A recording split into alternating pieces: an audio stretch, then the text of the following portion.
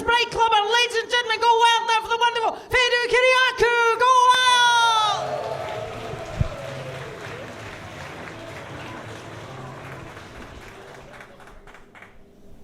Hello, everybody. Thank you.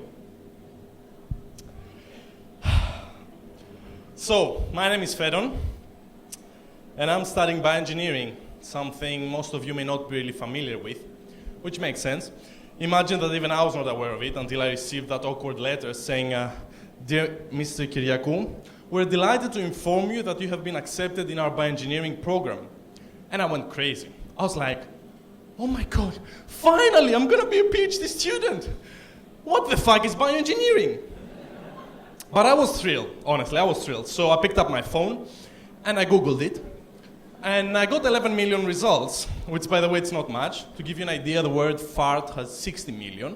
But anyway, I figured it out. Basically, bioengineering is engineering applications in medicine. So imagine surgical screws, plates, prosthetic limbs, artificial hearts. The discipline has a pretty long history. The first man who made a contribution into the field was Aristotle back in ancient Greece. But up to now, we have a series of notable men contributing, like Leonardo da Vinci, Galileo Galilei, Frankenstein. Yeah, personally, I ended up in bioengineering due to my great passion to physics. Honestly, I wanted so badly to become a physicist that I wouldn't let anything stand between me and my dream, including the fact that I sucked in physics. So I was like 18 years old, studying hard day after day for my final exams, where I can proudly say I managed to get 10, though in Greece excellent is 20.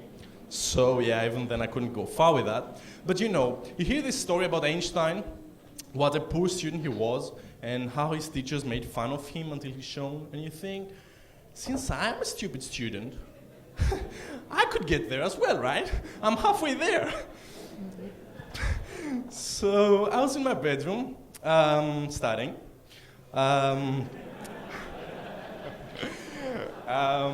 Yeah. So, trust me on that, yeah. Studying, trying to find some inspiration, reading about Einstein and his great ambition to unify the forces, the weak and strong, the electromagnetic, the gravitational, you know. That genius was trying to unveil the mysteries of the universe. And do you know what happened next? He died. Yeah, I don't know how you see it, but I was inspired by that because, I have an excuse, because do you know what he died from? No one, yeah. Okay, he died from an abruptly ruptured abdominal aortic aneurysm. Relativity theory is hard, huh? Well, doctors call this thing AAA, nothing like the batteries. And what happens is that the aorta, the main artery we have, dilates. And then dilates a bit more. And then a bit more. And then bang, you have a bursting aorta. Bloodbath? No, not just a bloodbath. This is Tarantino's absolute fantasy. I mean, if only you could get a camera inside the body. Oh wait, that's not necessary for Tarantino. But anyway, suddenly a whole new world was in front of me. I wanted to contribute to physics. I could go to medicine. I mean, obviously you can't bring back Einstein, but you can always wish for Hawking to get AAA, right? So that's why I responded positively to my supervisor, and now I study how we can treat this problem and have no more dead Einsteins. And it feels like I found a way to help physics after all. No, I bullshit myself. It feels like I wish for a handicapped man to catch a deadly disease. But yeah, nobody's perfect, right? So I want to talk to you about aneurysms because they're repulsive and yet they can happen to anyone. So an aneurysm, this balloon-like thing, can get up to 9 centimeters. I mean, a golf ball is 4 centimeters. A tennis ball is less than 7 centimeters. A basketball, well, no, that's big. But could you imagine, you can fit like 100 straws in it. Speaking of which, on my everyday routine, I simulate a stent graft. Basically, it's a big straw which treats the AAA from the inside. Now, the company which manufactures this stent, and it's here in Glasgow, that company has named this product Anaconda. Cool name, huh? Well, no. Imagine going to your doctor and he says, I'm sorry, pal, you have AAA. Now, you don't know what he's talking about, right? You haven't heard of that thing before, but he's serious, so you get serious.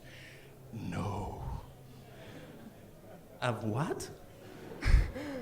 Well, don't worry, he says. I can treat it. I'll put an anaconda inside you and it'll get better.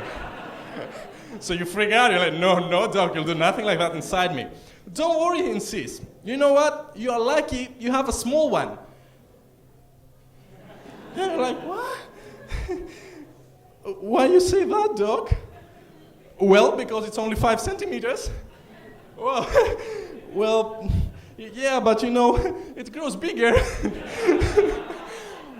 Well, trust me, he says, you'll be happier with anaconda. Okay, if you say so. But the really interesting thing about this program is that they assigned me to write a code for this anaconda using a language called Python. I mean, twisted, right? Whoever says PhD is like fighting snakes is pretty damn right. One last thing I want to share with you tonight is that before coming here, I wanted to see what's the largest aneurysm ever recorded. I mean, you hear all these stupid Guinness records, like the guy who has the largest collection of do not disturb signs. You've heard of this guy? Well, this guy literally stole almost 9,000 signs from hotel rooms. I mean, we got you, man. You don't give a shit about 9,000 people's privacies. Now, chill out, because obviously these people cannot anymore. But anyway, I was with a friend of mine in the library looking up for the record. And suddenly we come across this guy who had an aneurysm with a diameter of 16 centimeters. No kidding. I mean, that's not an aneurysm, right? That's like a fucking real anaconda. Who ate the doctor?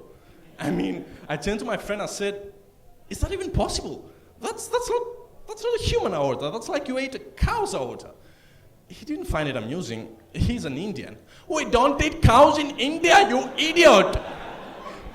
Well, we don't eat aortas in Greece as well, but I didn't think it was relevant. Probably only Chinese would like the taste of my joke. I don't know. Anyway, after all I said, please don't be afraid of AAAs. They're just the 13th leading cause of death, which means chances are you'll get something else before that. And do remember, the first leading cause of death is life. We'll all die from that anyway, and yet all we can do is enjoy it. Thank you very much. Thank you. It was a pleasure.